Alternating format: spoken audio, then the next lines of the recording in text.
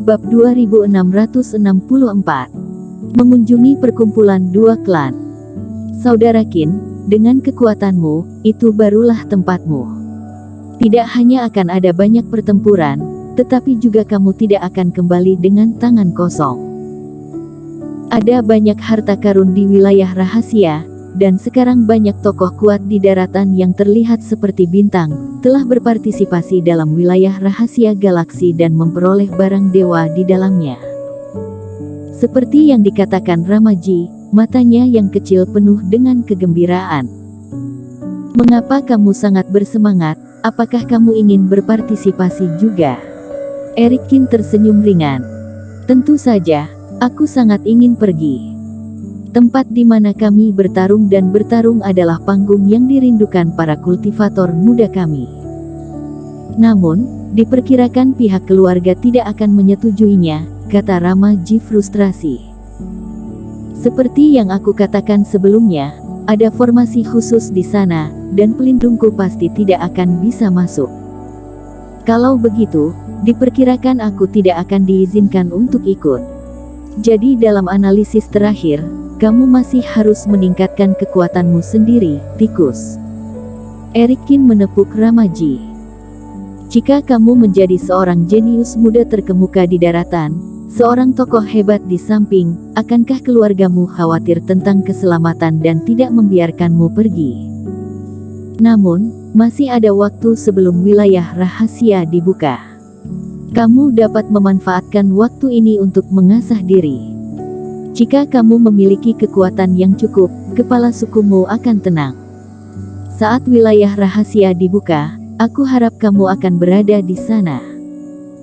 Begitu, Saudara Qin, jangan khawatir, aku akan berada di sana saat wilayah rahasia dibuka. Di wajahnya, Ramaji juga menunjukkan sentuhan keseriusan dan mengangguk dengan penuh penekanan, seolah-olah dia telah bersumpah. Sebelumnya, dia berlatih hanya karena orang lain melakukannya. Dia tidak tahu mengapa dia mempromosikan kultivasi dan mengapa dia berlatih berbagai ilmu sihir.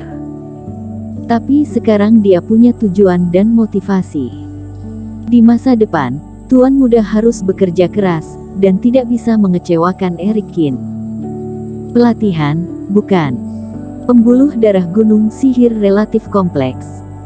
Aku hanya akan pergi ke lautan tak berujung untuk secara khusus memeriksa pembunuhan kultivasi iblis yang tidak bermoral itu.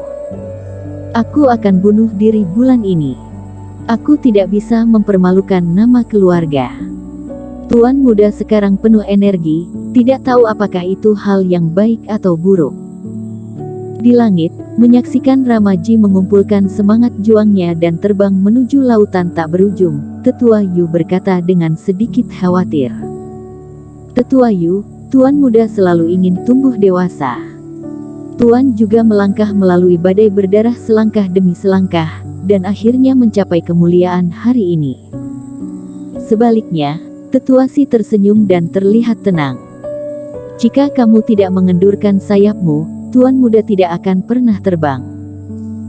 Kalau begitu kamu mengatakan bahwa jika Tuan Muda benar-benar dewasa, kami tidak akan membiarkan dia berpartisipasi dalam wilayah rahasia galaksi. Tetua Yu mengerutkan kening. Sudah waktunya untuk membicarakannya. Bagaimanapun, kekuatan Tuan Muda telah ditingkatkan terlebih dahulu, belum lagi acara besar seperti itu. Tuan juga yang memutuskan. Kata-kata Tetua Si membuat Tetua Yu terdiam lagi.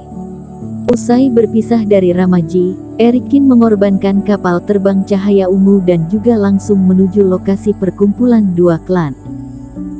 Perkumpulan dua klan, tempat Long Yue berada, terletak di tengah nadi gunung sihir, sedikit dekat dengan lautan tak berujung. Yang disebut perkumpulan dua klan hanyalah sebuah persekutuan kecil yang dibentuk oleh berbagai sekte setan biasa dari sekte sihir. Bahkan ketika Erik Qin bertemu di lapangan pembunuhan, bahkan tidak ada fase penilaian dalam perkumpulan dua klan. Para pemimpin semua geng sektarian di bawah perkumpulan dua klan, yaitu para pemimpin fase transendensi, seperti Long Yue. Namun, ketika Erik Qin mengatur Long Yue untuk mencari lembah transmisi, dia meninggalkan banyak harta. Long Yue juga meningkatkan kultivasi di lapangan pembunuhan, kemudian dia sepenuhnya menguasai perkumpulan dua klan dan menjadi tuannya. Dari perkumpulan dua klan. Setelah setengah hari, ketika malam tiba, Eric Qin datang ke pegunungan, di depan sebuah kompleks bangunan besar. Meskipun dirinya bertanding dengan saudara Nimo Yu di jalan, itu tidak memakan banyak waktu. Selain itu, kecepatan kapal terbang cahaya ungu tidak lambat, dan Eric Qin tiba sedikit lebih cepat darinya diperkirakan.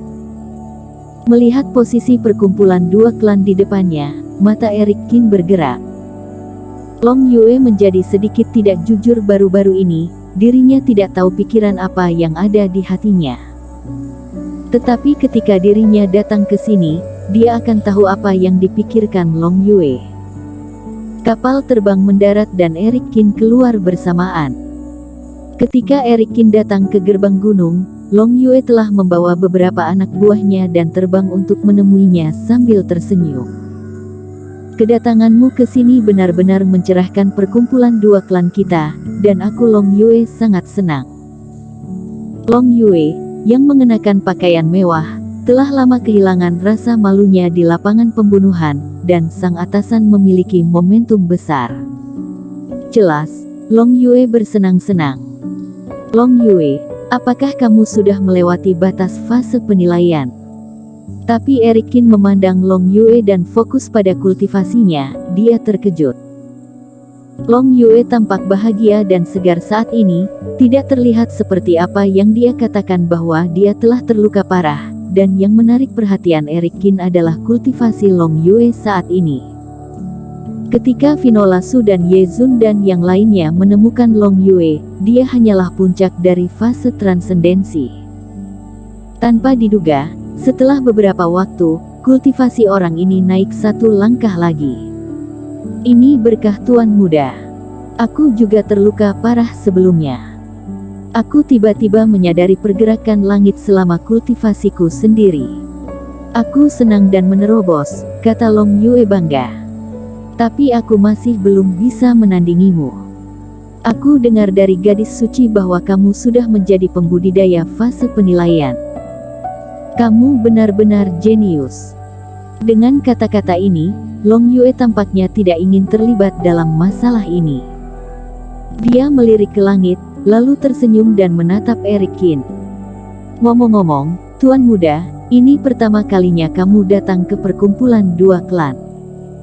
Aku sudah mengatur pesta untukmu. Tolong nikmati. Eric Qin melihat Long Yue dalam-dalam dan berjalan ke gerbang gunung.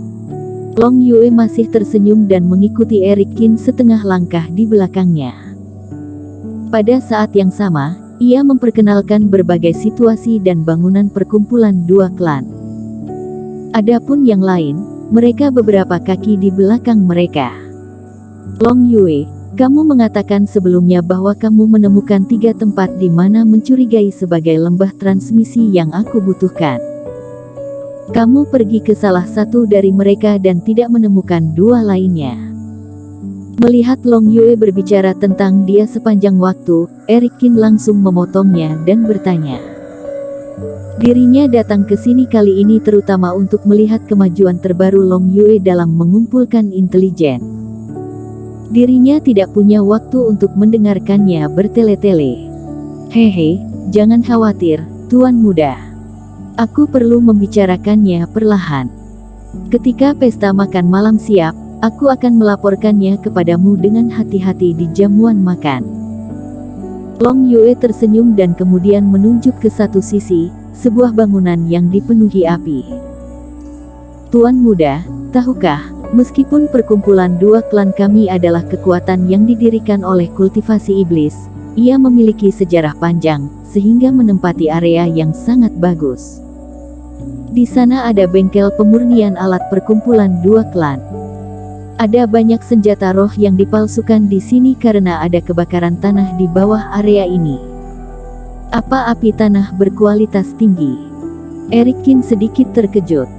Itu bukan karena belum pernah melihat api tanah, tetapi sebenarnya, api tanah cukup umum di sekte besar. Api bumi sendiri mirip dengan energi api yang terbentuk secara alami antara langit dan bumi. Bersambung.